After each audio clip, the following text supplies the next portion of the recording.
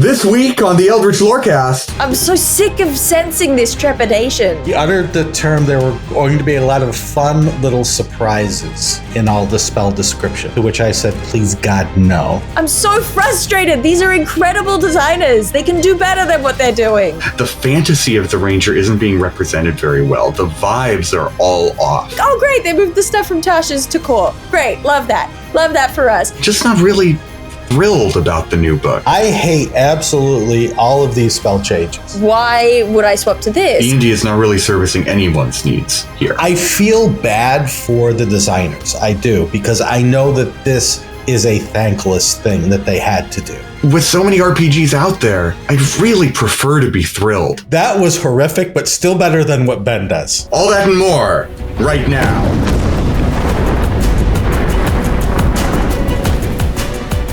Hello and welcome to the Eldritch Lorecast, the #1 RPG D&D tabletop news, wonderful people sitting around chatting podcast in all the realms. We are in episode 144. We have done this 144 times. I am Shawn Merwin here with James Hake and Dael Kingsmill. And I have to ask Dael, do you know what Mount Rushmore is? I do know what Mount Rushmore is. Thankfully, enough episodes of things like The Simpsons eventually plant that thing in your brain, no matter where you're from, I think.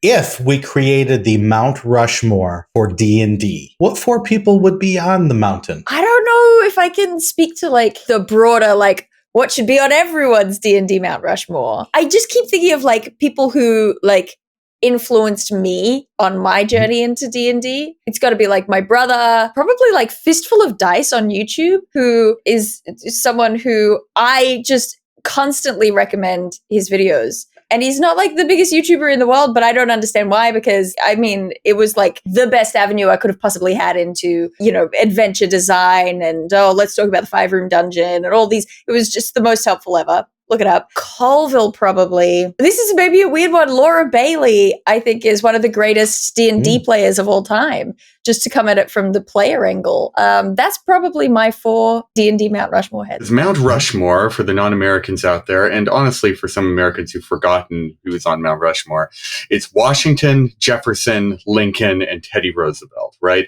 The founder of the country, his bud, the guy who freed the slaves, and the guy who created national parks. So 2 people who I respect historically, but not personally, someone who I think was a landmark politician, and someone who is one of my favorite presidents of all time, right?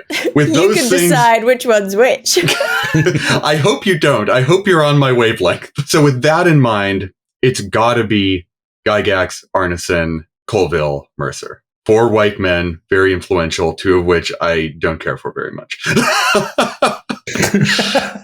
Okay. On a personal level. Get him. Okay. For me, James, it's very similar. I go back and I look at what Mount Rushmore is to the U.S. and what that would mean for D&D. And I try to think, I just want one creator, one founder, George Washington, first president, very influential in a lot of ways. But we really can't do that in D&D. We can't say it's Gygax, because if we do, we have millions of unhappy people with pickaxes and shovels going at Mount Rushmore because we forgot to put on or didn't put on Dave Arneson. So there's 2 down already. I didn't want to go all white men, but it's the history of the game. And sadly, that's where the history is. I feel like we have to put an artist on.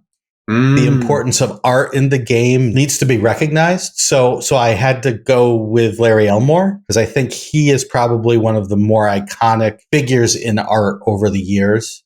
And then I was trying to think who has put a stamp on D&D more than anyone. And I thought about streamers, and I thought about Mercer and Colville. And then I realized that the answer was sitting right there, and it's at Greenwood. When you think of all the novels, all the computer games, everything that has sprung from the Forgotten Realms, how the Forgotten Realms is so important to D&D, that he was someone that sort of had to be on there in some way. Looking in the chat, I think we would all come up with different names. And if we said, influential to this generation, we would certainly get a brand new list of folks, as Dael said. But that Mount Rushmore question works for everything. So I love that question. I'm just now finding out from chat that Mount Rushmore's in South Dakota. Mm-hmm. It is correct. It's so far away from where I had mentally placed it on my map. I was like, surely it's in, like, I don't know, West Virginia, somewhere on that side. I was so sure. Mm-hmm. I have never been, but I've heard it's very underwhelming once you look at it, because it's not huge like you would think how massive it would be. So I think the thing about Mount Rushmore is that I care way more about these kind of people who have largely been forgotten by history anyway, the sort of like town center bronze statues rather than mountainside busts. People like Shawn Germain, who is involved in Monty Cook games, or like Kiana Shaw, who created a ton of safety tools that are really important right now. And things like that. Those I think are the people who really deserve big celebration right now, because it's so easy to pick out people from the same bucket of maybe, 4 to 10 names that everyone knows. Find me some weirdos. Find me some people who don't have their flowers yet. That's what I want to hear about. Well, we've got weirdos galore in this industry, so we are safe, and we will be making more Mount Rushmores as the years pass. But what's not weird is the release of more D&D preview content for the 2024 Player's Handbook. As more and more roll out, we have to pick and choose what we are going to discuss. And I think we were all particularly intrigued with the Ranger. That preview was released a few days ago, and seeing how the Ranger has gotten a lot of attention since it was first released in 2014, that it would be good to look at what the 2024 Ranger is going to be in comparison to what has come before. I'm going to read the blurb for this that was on D&D Beyond. The Ranger of the 2024 Player's Handbook is our beloved sword of the wilds. Now, with more magic, greater martial prowess, and new opportunities to gain capital E expertise. They can prepare more spells, cast Hunter's Mark for free several times per day, and receive bonuses to the iconic Ranger spell at higher levels. Several other new features, such as Roving, Tireless, and Nature's Veil, will look familiar to those who know Tasha's Cauldron of Everything. That was the introduction. Buy now! Cheap at twice the price. What do we think of the changes that are coming down the line for the Ranger? Okay, look, I've been planting my seeds. People know I've been planting my seeds. I'm unhappy with this Ranger. I don't think that's going to surprise anyone who knows me well. I feel like, we're going to get into it over the course of the thing. I guess I just want to say up top, the Ranger's on my list for 2024. I just feel like there's always this response that comes out. People say, the Ranger's been playable for ages. The Ranger's been playable the whole time. Ranger's been playable since Tasha's, since Gloomstalker, since whatever. And I'm sorry, but my measure of whether a class is good isn't based on whether it's playable.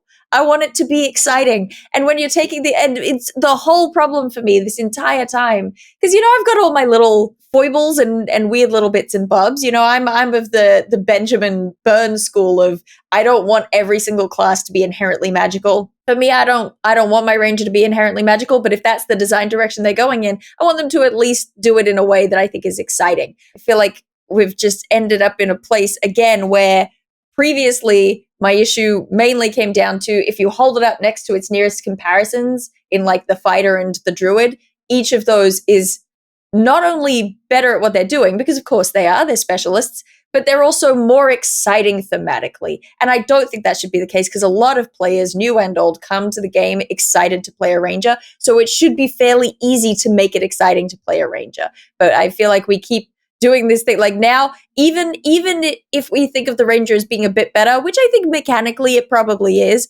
I still think you hold it up next to the Druid and you're like, what are we doing here? What's the point? What's the point? Why would I choose this when I could choose the Druid or the Fighter, both of which are on my Spangly list? So we'll get into the details as we go.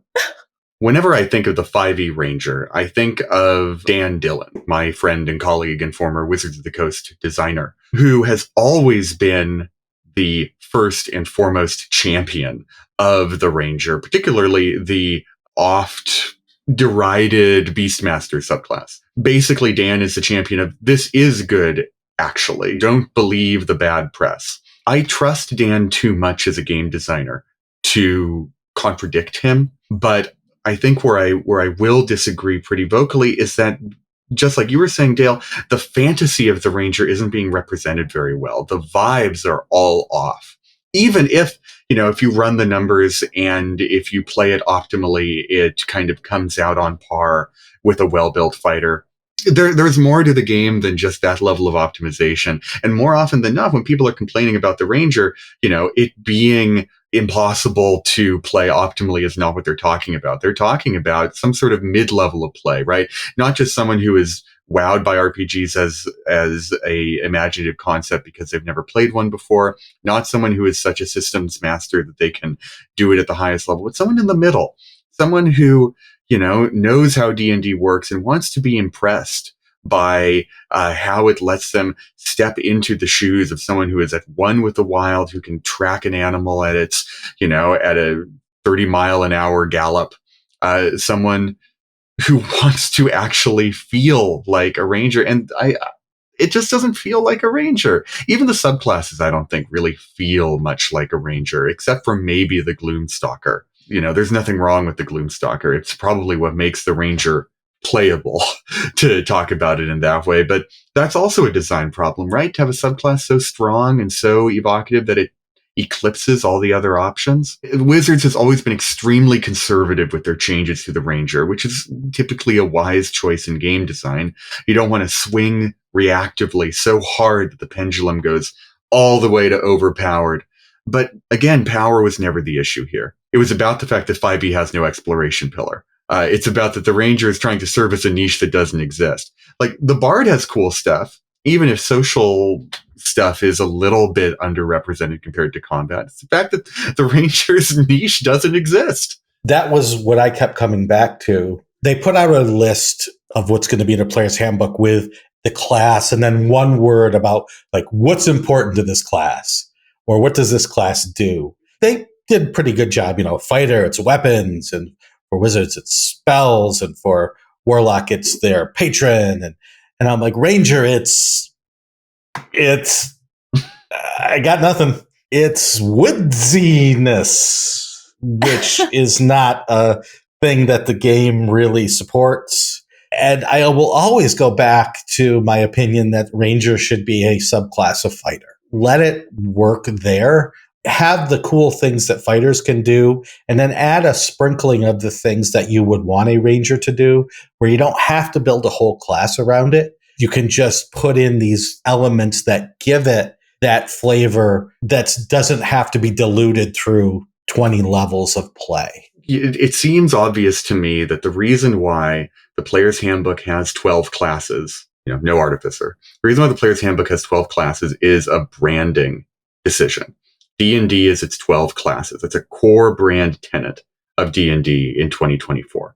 So if we had to redesign D&D to have 4 classes, fighter, rogue, cleric, wizard, and make all of the other derivative subclasses, how would we do it such that D&D gets to keep its brand identity and adjust its game design? I don't know, because I feel like that's on them. Like, I know this is not a reasonable answer to the question, but it's just, I'm just like, you don't get to keep your brand identity. Evolve. You know what I mean? I'm like, you've evolved before, do it again. Go on. I don't know. I just find it frustrating because I feel like you could have more, you could have fewer, and you should be able to make that work. And it's not literally, it's not what you're asking, and I get that. But just, I don't know. It's like if you have to boil them down, it's like when I think about classes, my brain automatically kind of folds them down into sort of your skillful peeps, your true marshals, it kind of does this sort of filter down of like, these ones have this thing in common and these ones have this thing in common until they're kind of 4 sets of 3, which I feel like they kind of did a little bit themselves during their little foray into their, divine casters and true marshals and whatever they were doing for a while there in the Unearthed Arcana, which, by the way, something you said I did also want to briefly say. I feel like swinging for the fences and going big, that's what the playtest packets are for. You should be swinging way too big and way too overpowered in your Unearthed Arcana playtest stuff, so that then you can find out what hits in the exciting zone and then pull it back to somewhere reasonable. I mean, maybe that doesn't work for Wizards of the Coast because then everyone will be like, but I wanted that version in the final Wizards game. is ruining D&D. Yeah. So I kind of get why they didn't do it, but I just feel like the thing that I keep feeling, particularly with the Ranger, is I feel how afraid of it they are. They're so afraid of letting it get away from them, of letting it creep in power.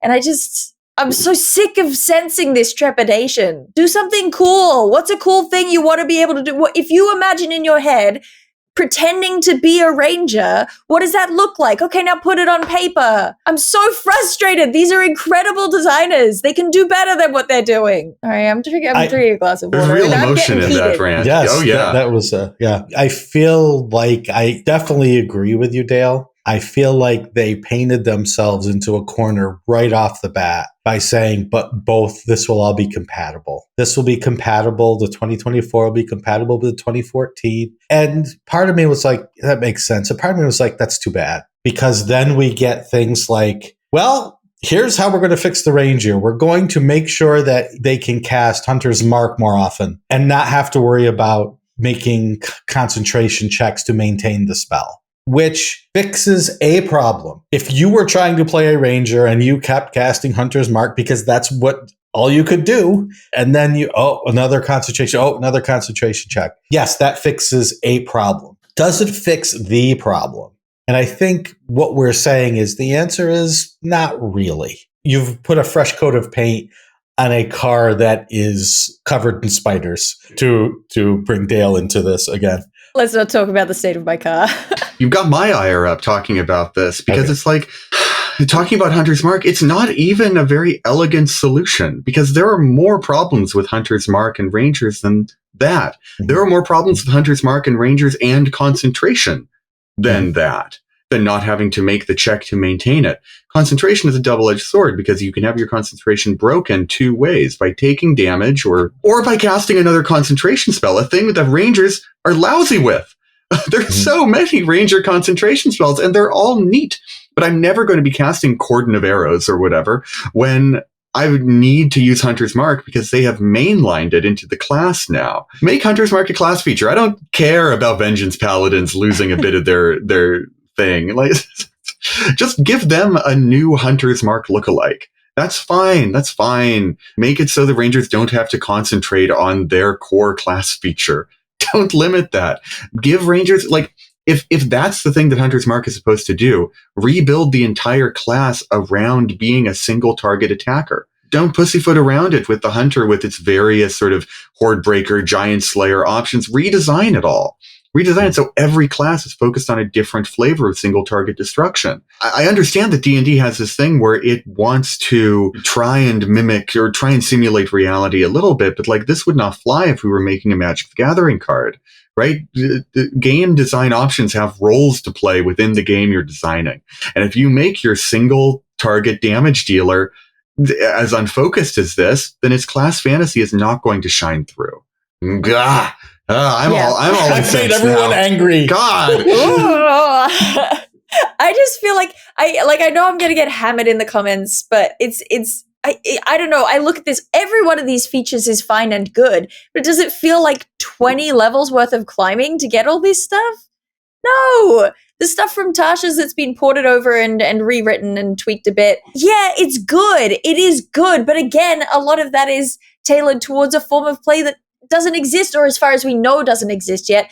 Like maybe they're gonna fill out the DMG with a bunch of stuff that really makes the exploration pillar come alive, but as a person who got some of the sneak peek content for the DMG, I'm not seeing it yet. So I don't know, fingers crossed, I guess. I'm just it's flames on the side of my face. On the side of my face. I'm glad we've got our blood flowing, because now we're going to switch over and talk about the video that came out today, Spells.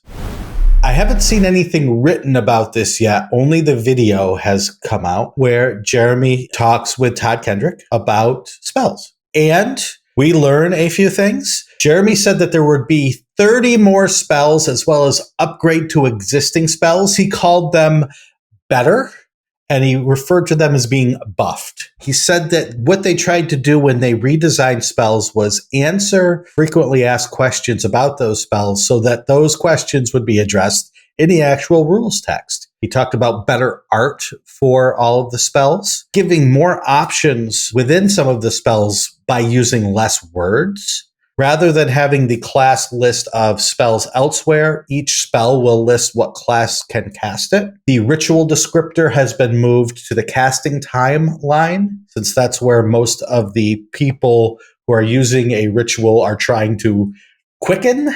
So that's a natural place to put it. He went through a pretty significant talk about the damage increase to higher level spells. Then he talked about new spells, whether they are new for this player's handbook or being ported over from Unearthed Arcana articles, Xanathar's and Tasha's. Talked about new summoning spell options and the difference between summoning spells and conjuration spells in 2024. Some spells have changed, including upgrading healing spells so that it would, quote, feel better about casting healing spells. So you're not casting a healing spell and doing a very little amount of healing. Cantrips like guidance are changing, ones that either were infrequently used or frequently used, but to a strange effect. He uttered the term there were going to be a lot of fun little surprises in all the spell descriptions, to which I said, please God, no. He talked about the spells like Chromatic Orb changing, where you could bounce the Chromatic Orb off of one target and hit another, and the Cloud of Daggers spell now being movable by the wizard who casts it. He mentioned playing Baldur's Gate 3 and coming up with some of these ideas for changing spells by the play of that spell as represented in Baldur's Gate 3.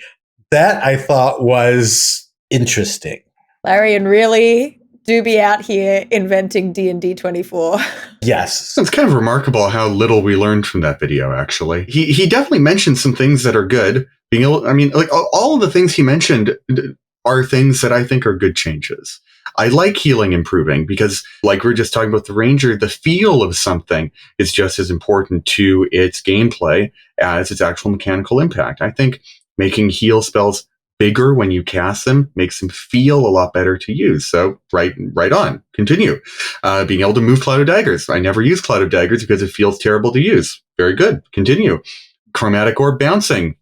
I don't think it needed that, but sure, why not? Very good. Continue. Moving where we talk about rituals. Never bothered me, but seems like a good change to me. Little changes like that, I think, are the things that I like most. Yeah. Carry on. Yeah. Look, there's nothing offensive in this video. This is a perfectly lovely little video, but it's not very splashy, which seems like a weird thing to criticize, but I think it's emblematic of this rules refresh as a whole, where it has, by marketing necessity, needed to be something very big and splashy because they wanted to sell gangbusters. I think they learned back in 2003 or whatever that releasing 5.5 does not make a new edition sell like gangbusters. It makes it feel like a minor revision to an existing edition, which this is. I've resisted calling this 5.5 this entire 1D&D playtest because I saw some relatively large changes coming on the horizon. But whether it was by Wizards' own decision or by the fan base kind of trending towards the middle, which is what a mass playtest will generally tend to do, changes went from big to small over the course of all this. So not much of a new addition. Yeah.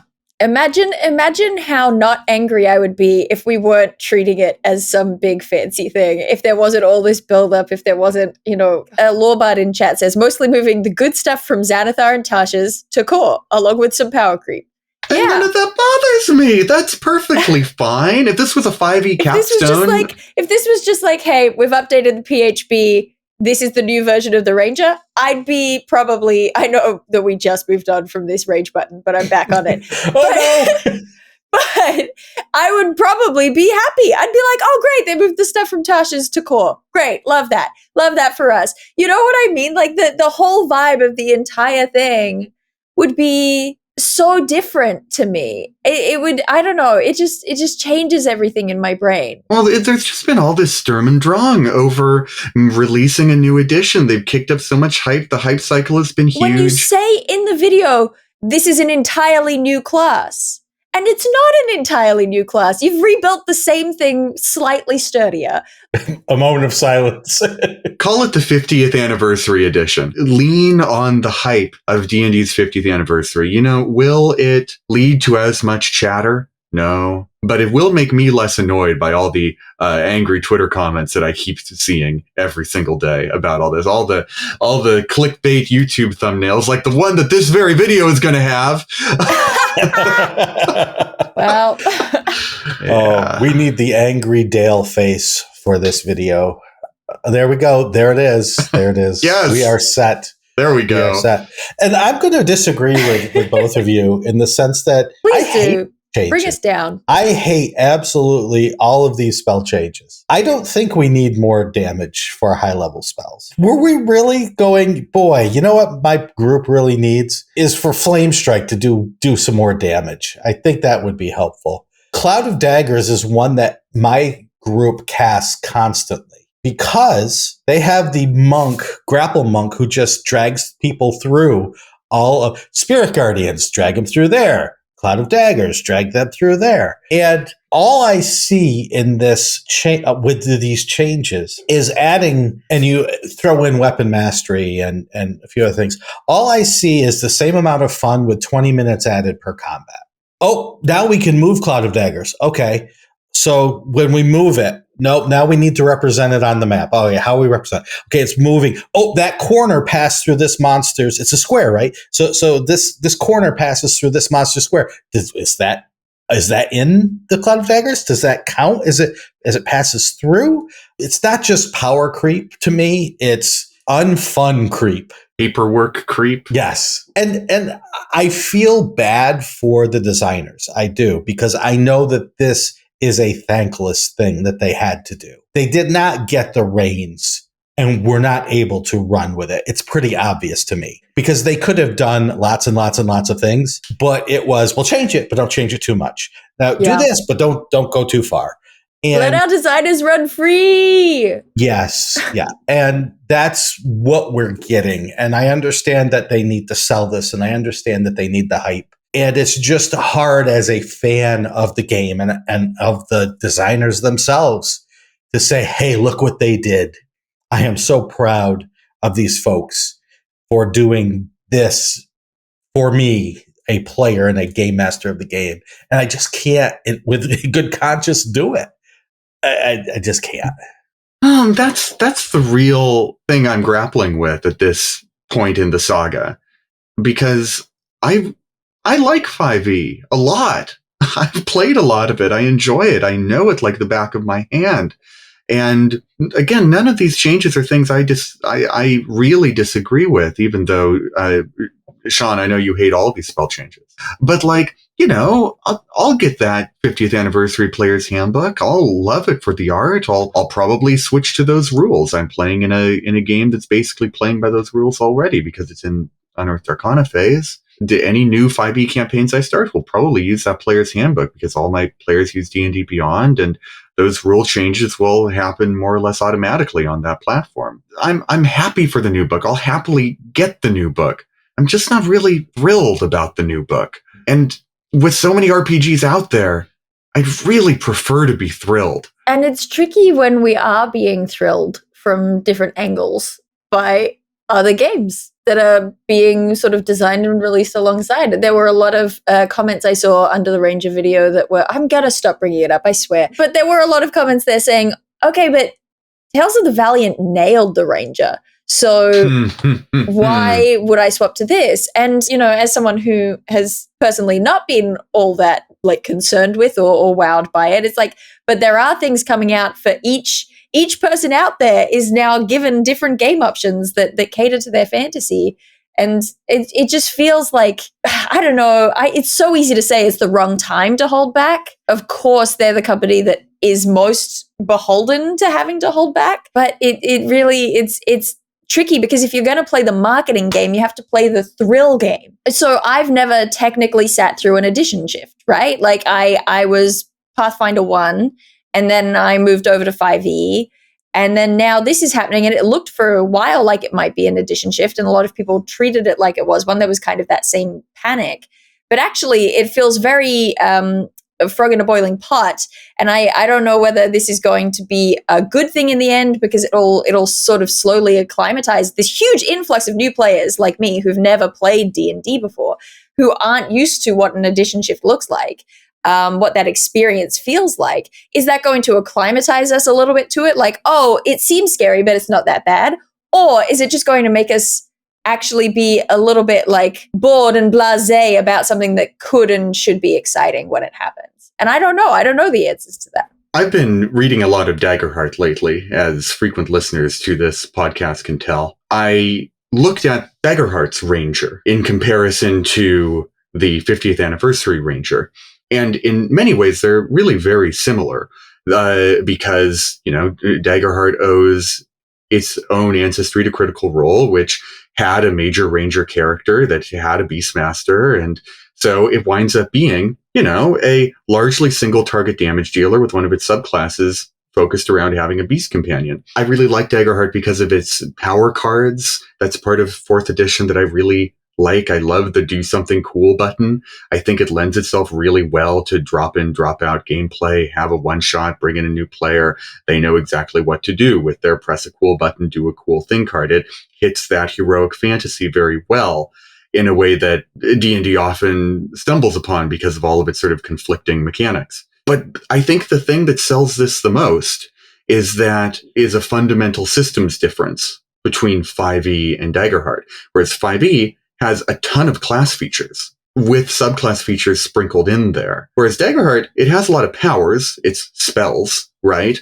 10 levels worth for each class. But it also doesn't have very many class features to get all tangled up in this sort of exploration pillar. And its exploration pillar, such as this, it doesn't have one. Its exploration pillar is narrativized. And it has these sort of fate-like aspects, experiences that you can invoke to aid your roles. So all of these sort of intangibles that D&D is trying to make tangible with limited success because it has killed the exploration niche that the Ranger wants to exist in are narrativized at the player's own discretion, right? If I want my experience to be explorer, then me and the GM can create an exploration scene where I describe this, and the GM will say, all right, that was a great challenge. Let's be satisfied with that scene and move on.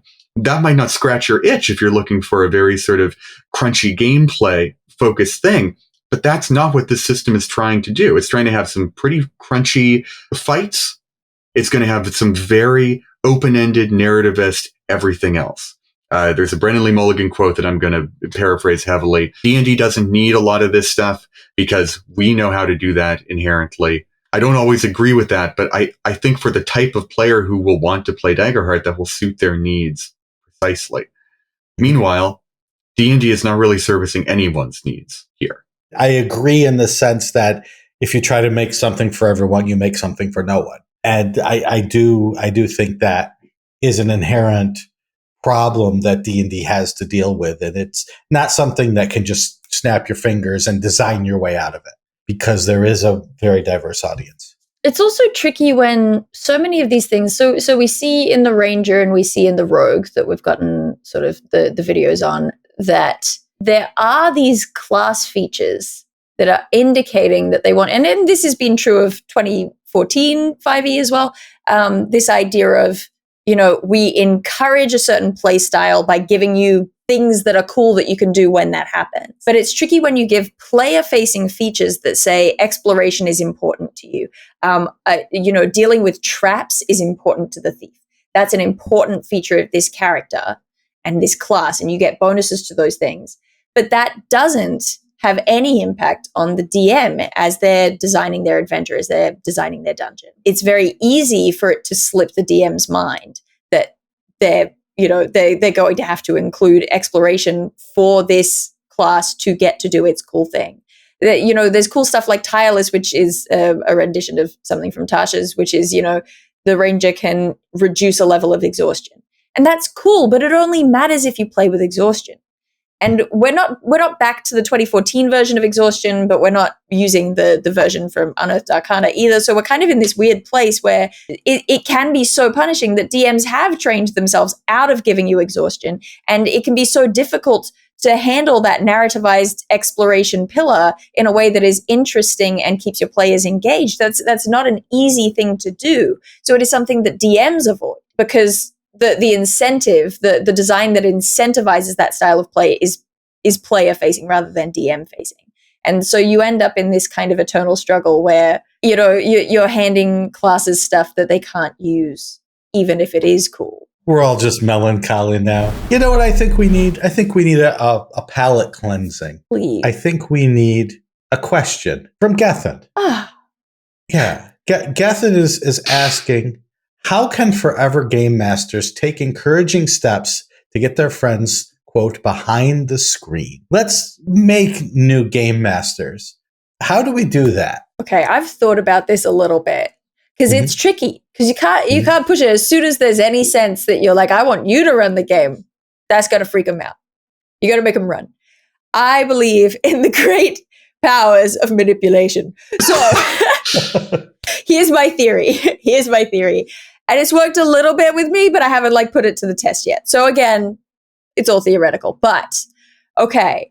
So your players, every now and then, they're going to have a little sparkle that makes them go, I wonder if I should run a game. They can run their little, one-page RPGs. It doesn't have to be D&D. It doesn't have to be a full campaign. You got to get them hooked on that little taste of it. They'll go, oh, I saw this one-page RPG about being witches' familiars, and you have to go and you have to, get vengeance on the person who killed the witch. That's a real one. I played it. My friend ran it. Great. Love it.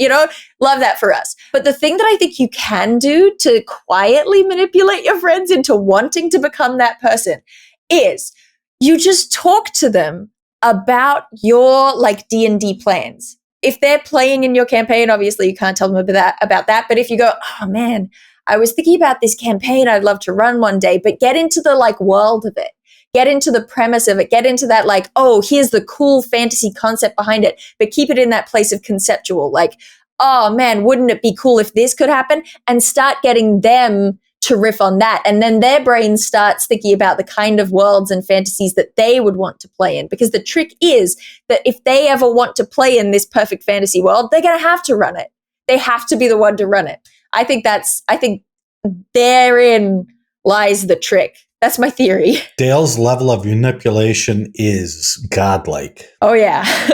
Use your powers for D&D. One of my players decided to start DMing while my campaign was in progress. And I think the reason why that happened, and this is a player who, as far as I was concerned, was mostly concerned with character builds before this. Than having any sort of big overarching fantasy storytelling. And I think there were two reasons generally why it happened. One, more players in that group than just me, the DM, had DM'd games before. My friend, who was also a player, had also DM'd several campaigns before and liked to talk about them in the past tense. And second of all, this friend had gotten into Critical Role in Dimension 20. And this is something that's outside of my control, and it might be a little bit of a Rorschach test, in fact. But by watching other DMs, maybe more importantly, hearing their behind the scenes talk about running their campaigns, he got really excited to run one of his own. This might be just an even less direct version of what you're saying, Dael. So maybe we can synthesize some common denominator out of this. It's get excited out of game about the art of running a game. Make it seem cool and not horrifying. What I always love to do is, first of all, ask myself, is that really the person that would have fun running the game? Because sometimes as a forever game master, we so much want to play that we may think, oh, Bob, I'm going to get Bob to run a game. Bob would be great. When maybe we're looking at Bob through slightly rose-colored glasses, and maybe Bob isn't quite the one. So identifying the person who would be the good game master, and more importantly, what they love about the game that would be the thing to entice them. So if it is a storyteller who you think would be good at running a game, as James and Dael have said, bring them in through storytelling. if it's a tactician who you think would be good at running the game, bring them in by saying, I didn't get to prep everything. I'm going to run this combat, but could you play the monsters? And hand them the monsters and let them get a taste of it that way. Then you're sort of co-DMing for a bit. So you're not saying here and putting the crown upon them. You are, could you just help me out with this? And if they really like that, and praise them. Oh, that was great. I would have never thought to have the monster do that. Oh, that was incredible. The story that plot thread. Oh, I never would have thought of that. You should think about running your own campaign. Take that thread and run with it. But there are ways to set people up to succeed. And so if you can get those steps into place, then it's an easier path for the person to walk down. Take care of all the distractions for them too. If there are things that are hard, let me keep track of initiative when you actually let them, or when they choose to start to DM. Figure out what might be hard for them and sort of help them out in that way. It's basically manipulation, though, as Dael said. It's really what it comes down to. But you're so right, because I'm thinking about players who love to get into the homebrew of stuff. There are absolutely players who don't run the game who are like, oh, but I designed this cool weapon, or I designed this cool class. And you can absolutely say to them via homebrew, say, hey, if you want to run these homebrew things, I'm happy to play in a game where we're playtesting them for you. We can work out the kinks. We can, absolutely pay attention to the kind of player they are and how that translates to being behind the screen is just a great tip. We've also got Delport Breckland in chat who says, and they're right, they say, hey guys, I'm not going to have time to prep a session for the first week of August. Anyone want to take over for a week and run a fun shot? That's so real. It's so real, because there are players who they're curious about it. And I'm thinking back to players of mine who have gotten so curious about it or through whatever avenue they have, they're like, oh, I do want to run a game. I do want to run a one shot. And I've been stoked that so many friends have come to me and said, oh, I want to run this. Do you have any advice? Hey, can you look at this monster I made? Can you look at this and give me advice on it? And some of those players have been absolutely scared away, because it can be a really scary experience, particularly with a game that, let's be real, is actually fairly crunchy, like 5e. Even if it is simpler than a lot of games, it is ultimately fairly crunchy for a new DM. Some of them have been scared away, and I wish that I had given them tips like, hey, try running Fate instead, try running Dread, because those games are, a different kind of rule set that can still allow you to run the kind of game you want. And if I'd been paying attention to what kind of player they are and the kind of one shot they want to run, I think I could have given better advice under those circumstances. I would also suggest trying to get your players more involved during play. One of the challenges of D&D is that its DMing role is very all-encompassing. So DMs have to do a lot of homework. Players have to do none. And you don't need to give your players homework, but if in the middle of the session you give them opportunities to flesh out on the things that are typically within the domain of DM homework, like world building, major description, and link it into their character, right? You are a cleric of Saloon, so describe some aspect of this Selunite temple as you enter it. That and you'll quickly discover which ones of your players like doing this and which ones do not.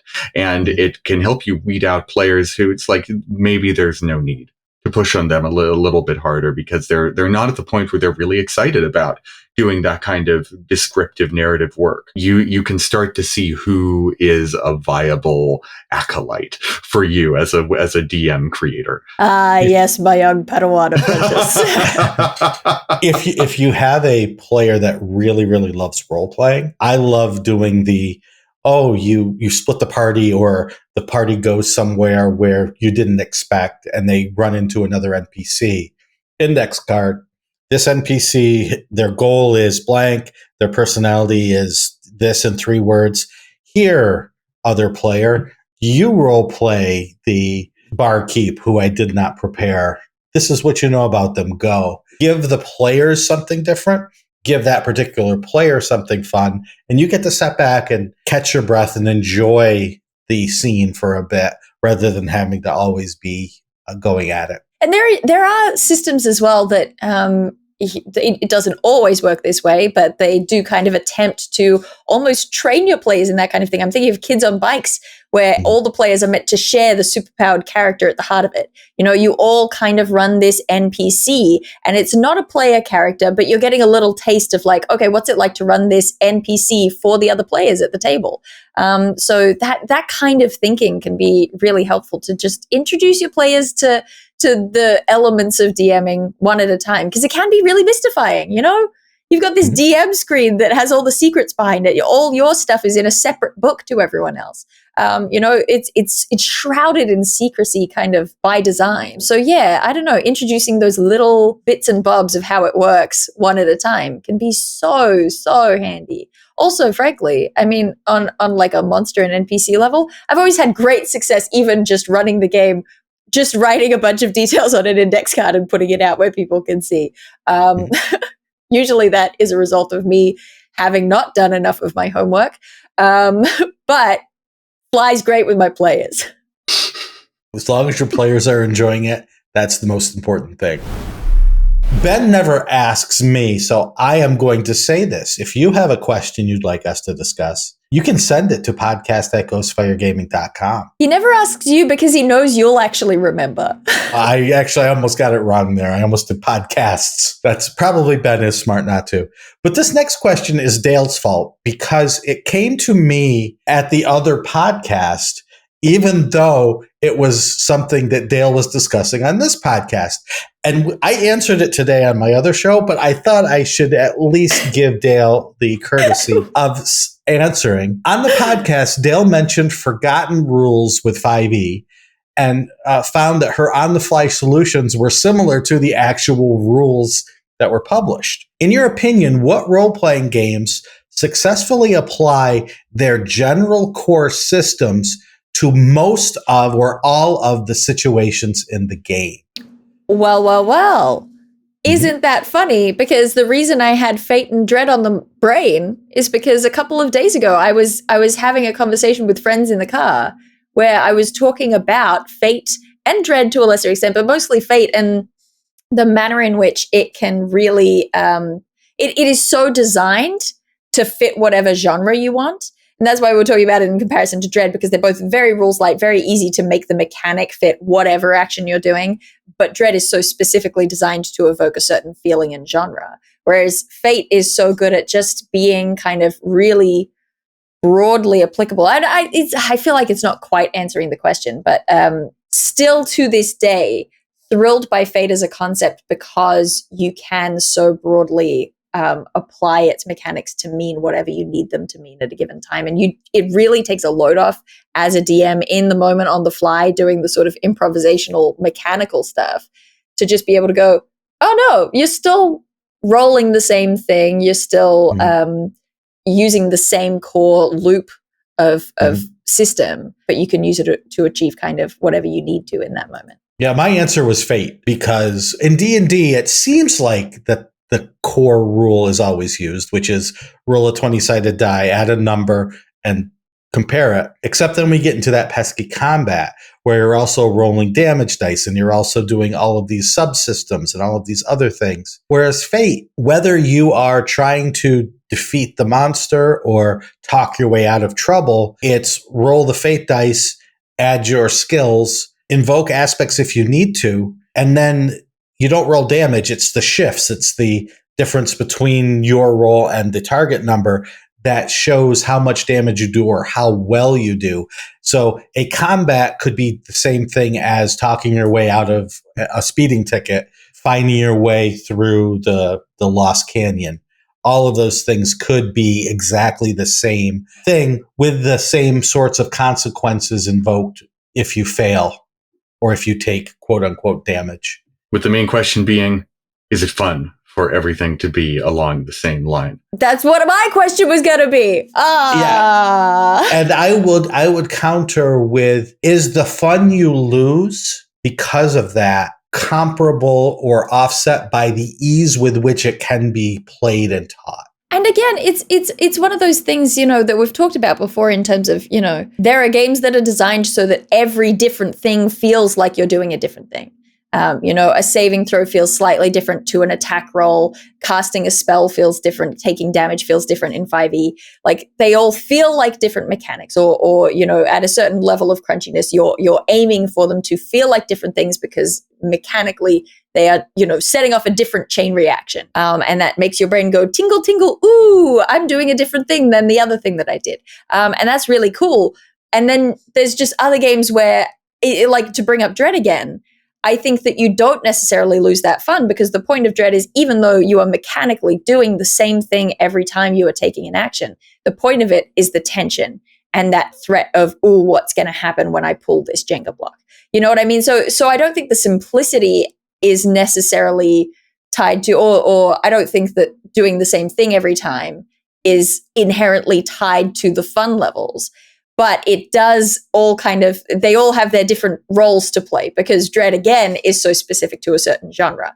Would that work if you were playing a coffee shop game that is meant to be sort of a slice of life RPG? Probably not. It's a Rube Goldberg machine, but they're all different little like trains that you're going off. I just like design. You just like what? You trailed off there. Game design. Yeah. It's almost like we enjoy talking about this stuff and get very animated if something displeases us. The different systems that are at hand for any given thing, like it's just to throw in another game that we talk about from time to time, Alice is Missing. There's no real mechanic at play. The mechanic is that there is a clock and at certain times you draw a card, but that just prompts you as a player. Your engagement as a player is just talking. Well, not talking, texting. And, that again is its own thing that is the same thing every time, but it's not even really a mechanic, but the system does enable you to just it's an entirely yes and based system where you have to just kind of say what happens and everyone accepts that that's the thing that happens. And so that could apply to every situation. Everything is so broad. And then you've got your systems on the other end, the hyper crunch, the attempts to, we will create a specific mechanic that fits for every given circumstance that we can possibly think of. I kind of don't believe that is ever fully achievable, but games have attempted it from time to time. And so then it's again, you're back on that train of like the fun of the tingle tingle, ooh, it feels like a different mechanic in my brain versus having to, as a DM, remember every single one of those rules or be on your toes enough that you can improvise a rule that approximates what it might be. Some people probably find that fun, and it's just the wonders of different approaches to different genres. Yeah, people are bringing up Powered by the Apocalypse games and how that mechanic is sort of there. You roll the 2d6 and you see if you succeed or fail or succeed with a complication. And then you can make an incredible number of moves to accommodate or to replicate the thing in the narrative that rule is supposed to be providing. And yeah, you can have different systems within that, but for the most part, it's a very similar. You're still going to roll damage dice for a lot of the things that you do. And it's worth mentioning as well that even if you take some of the load off the GM in terms of having to be prepared and remember every single kind of rule and all those things, there is a narrative load that can get pushed onto the GM in these sort of more simple loop games where it's like, okay, but now I have to be the one to come up with what does this action look like if it is, succeeded with consequence. I have to be able to come up with what that narrative thing is. And that can be its own kind of stress and difficulty. Yeah, if you're playing Fantasy Flight Star Wars, if you're playing Edge of the Empire, what does failure with advantage look like? Especially when it happens like every third roll. yeah, for real. What does a Daggerheart success with fear look like? Well, I'm just going to keep promoting Daggerheart. I really like it.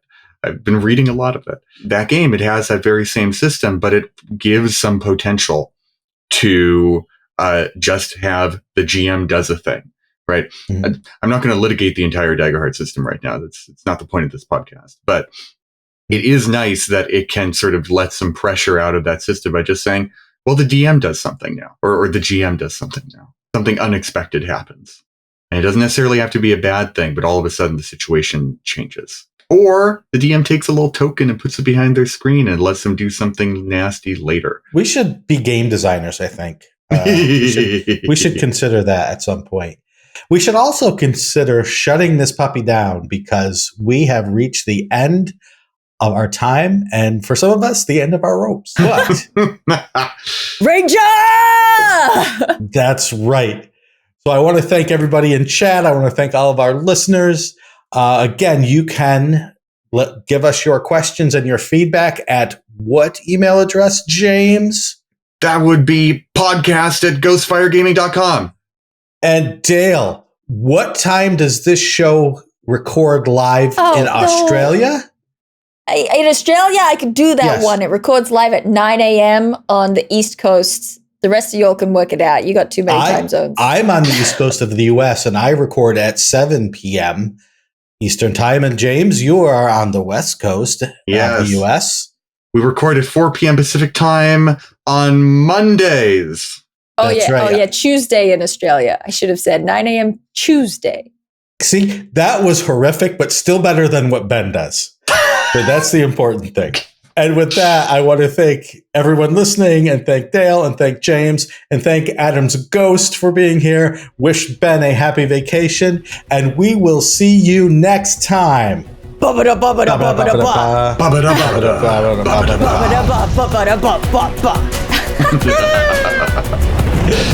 GG, Yeah, everyone. just a little shade there. Just a little. Just a little bit. Get burned.